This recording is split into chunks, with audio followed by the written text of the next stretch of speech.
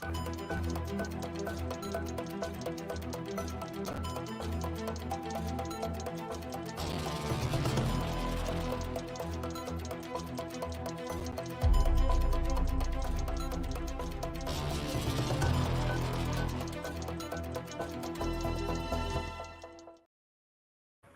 everybody. Gabby Hart here with Fox 26, and thank you guys so much for tuning in for this Thursday's Missing Stream. For those of you who don't know, we have a segment that airs every other Monday called The Missing, where we highlight the stories of the families who have loved ones who have gone missing. But also recently, we've been highlighting some of the agencies that really put a lot of work into finding and helping those families find their loved ones. This past Monday, we did a story on an agency that has a new missing persons unit, which is called TEXSAR. And I do want to play that for you very quickly. And then we're going to be joined by the two gentlemen that you see in this story, just to kind of talk a little bit more about what it is they do. This was a very interesting story with a lot of cool technology as well that kind of goes into this, as well as some canines. Everyone loves to see the canines at work. So go ahead and take a look at this, and then we'll check in with the two men in this video. Texas Search and Rescue, also known as TEXSAR, now has a unit dedicated solely to tracking down missing people. This new missing person unit launched in March of 2023. Todd Snyder is the director. Looking at numbers, just actually looking at the numbers that were of the number of missing persons that were across the state. And for instance, last year, 22 alone, there was just under 48,000 entries of missing persons. There are 254 counties in the state of Texas, and this new unit will cover every single one. But Todd and other volunteers wouldn't be able to get the job done without folks like Joseph Houston. Search, go. Joseph is a K-9 lead for TEXSAR. Come here, Ryan. He has two canines of his own that are trained and skilled at sniffing out human remains. We got to get up close and personal with one of them, Orion, a 10-year-old black lab. The lady was 4 feet underground and had been there 11 years. And he tracked her down. For demonstration purposes, Joseph went into the woods and planted items that had been in contact with human remains. And we got to watch Orion as he sniffed those items out. Go check. Yep. There you go. Good boy. Good boy. Yeah, trained final response. It's basically what you're seeing. You saw that he had a change of behavior here when he turned his head pretty quickly. That's as a handler. That's what we're looking for. Okay. It took him a while to figure out where it was, but once he got his head down and got to it, he was pretty confident, and he sat. Yeah, he sat right next to it. Well, TEXSAR won't self-deploy. Instead, they wait on law enforcement, EMS, or fire to request their assistance. They have more than 200 volunteers standing by and ready to jump into action when called. If it's a live find that we believe has happened within the hours, then we can mobilize within the hour, sometimes even within 30 minutes or so. But if we know it's a case from the 1980s where most likely that person is deceased and have a reference point of where we're going to go search, then it may be something we schedule out. And aside from canines, they have a plethora of other tools and resources to help them on these searches. Especially we have canines, we have aerial assets in the form of drones, helicopters, obviously it's just search teams as we talked about. We have equine now, a dive team. Well, TEXSAR says even though they don't mobilize on a family's request, they still want people to reach out to them. They'll be able to put you in touch with the law enforcement agency that can then request their help for the search. If you'd like more information, we have their contact info listed on our website, fox26houston.com. I'm Gabby Hart, Fox 26 News. Well, if you'd like more information right now, we actually have the people that you would want to speak to joining us. I want to bring in and introduce Joseph Houston, the guy you saw there with the K9. I do want to reiterate, though, that his last name is spelled Houston. I know he got on me about that before, not like the city of Houston. I'm so sorry we misspelled your name there. And then we have all the time.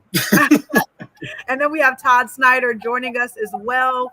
How are you guys doing? Thank you guys so much for being with us. I appreciate it. No, we're doing well, and thank you for the invite, Gabby. No problem. Thank you. So, Todd, I do want to start with you. What has the reaction been or the response been since this piece aired? We're receiving numerous calls, just as we knew we would, speaking with multiple agencies across the state. And some are obviously live finds, and as well as some of the older cases. Wow. So people are reaching out for your help after this aired. Yes, they sure are. Thank you. Thank you for that. That's amazing. And then Joseph, coming down to you, these canines, I mean, so many people were interested in and asking questions about these canines. I mean, have you received any, response to how do you train them, or how is Orion so amazing? Just kind of take me through that. Yeah, we typically get a lot of requests during the year. A lot of people are interested in trying to come out. They want to watch the dog, see how their dog stacks up. We have enough people that come out when they see our dogs work. A lot of times their dogs are not quite up to it, but we can help them from the standpoint of give them ideas on what they need to do to improve their dogs. Now, these dogs are all specially trained to find human remains, and they are proofed off of animal remains. So, and it takes a long process, and it's a continual training process from the day you get the dog to the day he retires. Yeah. Have you had anyone reach out to you about since this piece aired, or? I had a couple people in the last couple of weeks that are essentially, this week actually, that called and wanted to talk about how Ryan was trained, what we did for him, what we did for Alta. They found out that I have a new dog named Anubis, and how do I get him up to where he is right now, and hopefully I can get him certified by the end of the year. Yeah, so a lot of questions about those canines, and then Todd, just we talked about how crucial these canines are for you guys to track down remains. Oh, hold on, what happened to our screen here? Here we go. Sorry about that. We talked about how crucial that was.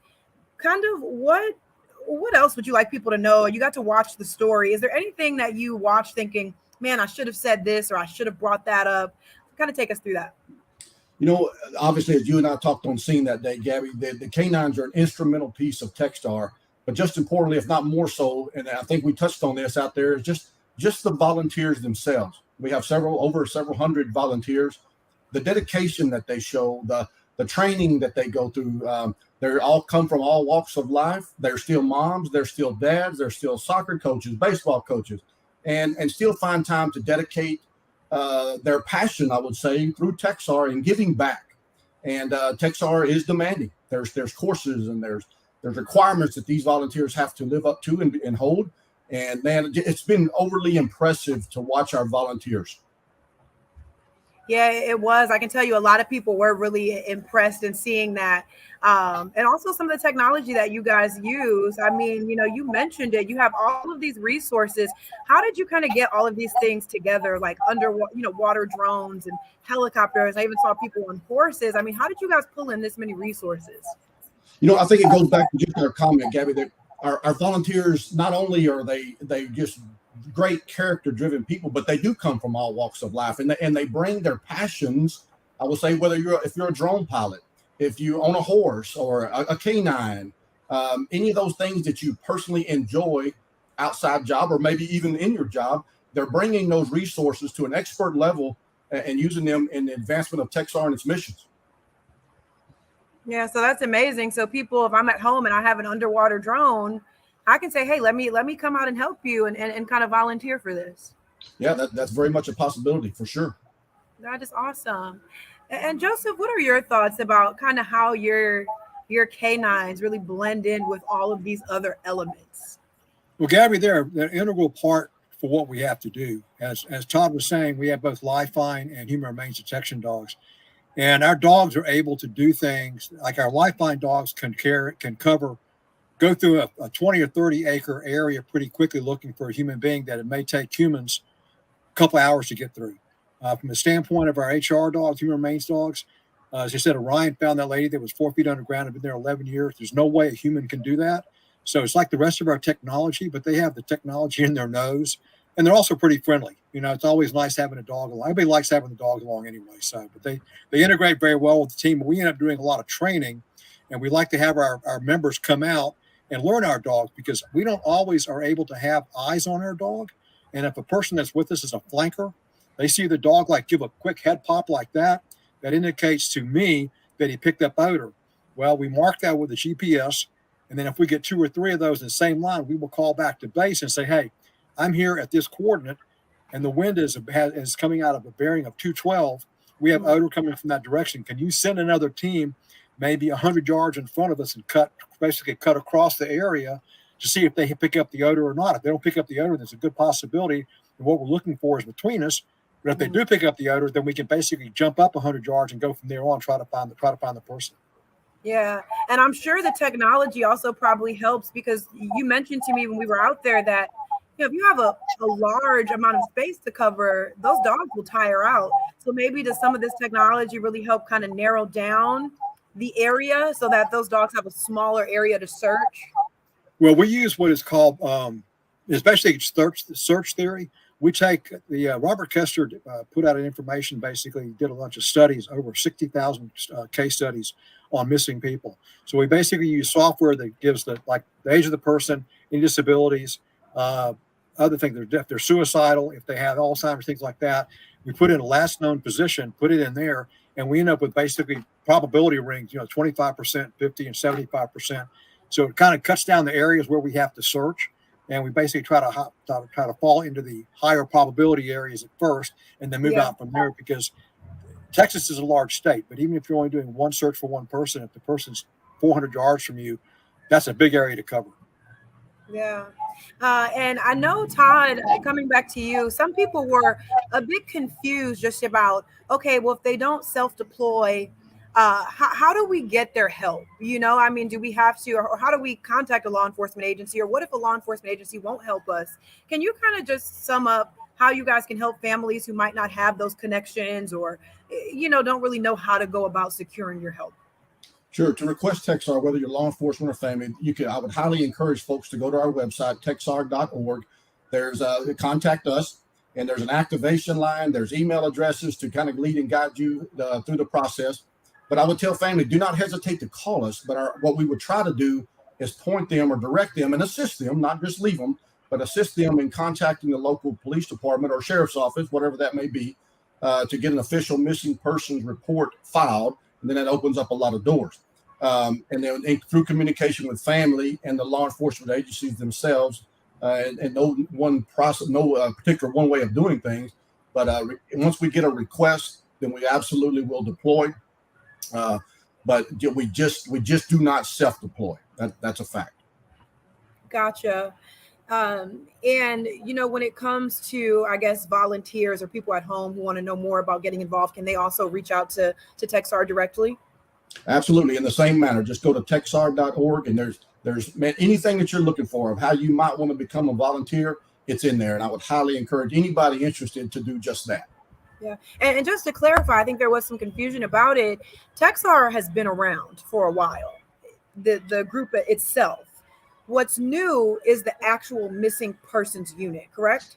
Yeah, and I'm glad you asked that, Gabby, because yes, it's been around since 2004, and I believe that correct. Correct me if I'm wrong, Joe. I'm kind of the new kid on the block, but they've been around and doing the same things since 2004, even to include obviously the missing persons piece.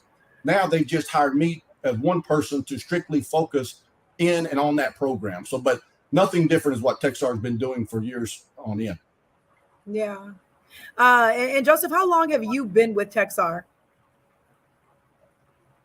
Do we have you muted? Oh, wait, I have you muted. Sorry about that. Okay, start that again. How long have you been with TEXSAR? I've been with TEXSAR for almost 10 years, but I've been in search and rescue since 1997. Okay. And what do you think about, this missing persons unit, a group dedicated solely to missing people? Do you think this was necessary? Oh, without a doubt. There are so many people missing in the state of Texas, or even in Harris County by itself. It's unbelievable. The good thing about it is that when Todd and TEXSAR is establishing good relationships with the sheriff's office, police departments, et cetera, and they have a lot of cases. And you'll find out if you go and dig into there, they have a lot of cases they just can't get around to handling. And they turn those over to us. Now, with law enforcement, the recoveries that Orion has made, law enforcement, I can't tell you how pleased I am when law enforcement basically finds an area where they're pretty sure through a CI, confidential informant, that the body's going to be there. And when they're there, it's great. But the same thing is, if they're not there and our dogs go through the area and we say there's nothing here, then they can check that off their list. So either one is good for them. Obviously, it's better if we find the body. But when they do their job correctly, it's phenomenal. It's phenomenal working with professionals like that. Yeah. Yeah, it's a very important job that you guys have. As you mentioned, missing persons detectives right here in Houston, all over Texas, are overworked. So to have groups like this, I think it means so much to these families, knowing that there is hope and there is help. So I'm sure I speak for everyone. I know I saw some comments on this when we aired it, just about the appreciation for you guys, for the volunteers that go out and even in extreme heat. And let me just ask you really quickly, Todd, final question for you, and then we'll wrap up. But since this group has been around, I think March of 2023, correct, is when this unit came. Are there any accomplishments so far that stand out, or anything that maybe this group got done that wouldn't have gotten done had you guys not been around? I would like to say I would think so. Yes, I guess the answer would be coming from those law enforcement agencies who I seen, the ones that we have deployed for, seem very pleased with the professionalism and the thoroughness and all those things. And as a matter of fact, it's just to what Joe was talking about. We have been out on numerous searches, and I believe that although we did not discover anything, we have cleared that area to where that person we know is not now. But also, we just this last week, we deployed over to on a case, and it's still active, so I won't speak to the details, but we deployed over in Tom Green County, San Angelo, and had a successful find on some remains over there. And that individual had been missing since January of this year. Yeah, and this unit covering every single county in the state of Texas. Yes, ma'am, that is correct. You've got your hands full. We do. Okay, but you've got looking at the equipment and everything. You guys have the resources to do it. It was a pleasure meeting Orion, just the cutest dog. I mean, also smart, brilliant at what he does, but just also a beautiful dog. So thank you guys for taking the time to do that story with us, to let us get kind of up close and personal with you guys, and giving people at home just a look at what you all do. And then thank you for joining me for this stream as well today. I appreciate you guys. Well, thank you for having us, Gabby. Anytime. We look forward to it. Very good. And for those of you who are watching this, you can head over to fox26houston.com. You can see the full story that we did on TEXSAR's missing persons unit. You can also see the dozens of people that are missing from the greater Houston area, the families we've spoken to. Scroll through there. I always say if you have time to scroll through Instagram, Twitter, TikTok, and you can take some time and scroll through the missing people in our communities, because you never know, you might see something, you might remember something that can really help bring families closer. There are so many families without answers, with missing loved ones, and it really takes a village to bring these people home one way or another. So thank you guys so much for watching. If you'd like more information on when the next missing segment will air, you can follow me on Twitter and Facebook at Gabby Hart News, and I'll keep you up to date there. For now, take care, and thank you guys for tuning in. Joseph, Todd, thank you guys so much again. Thank you. Take care.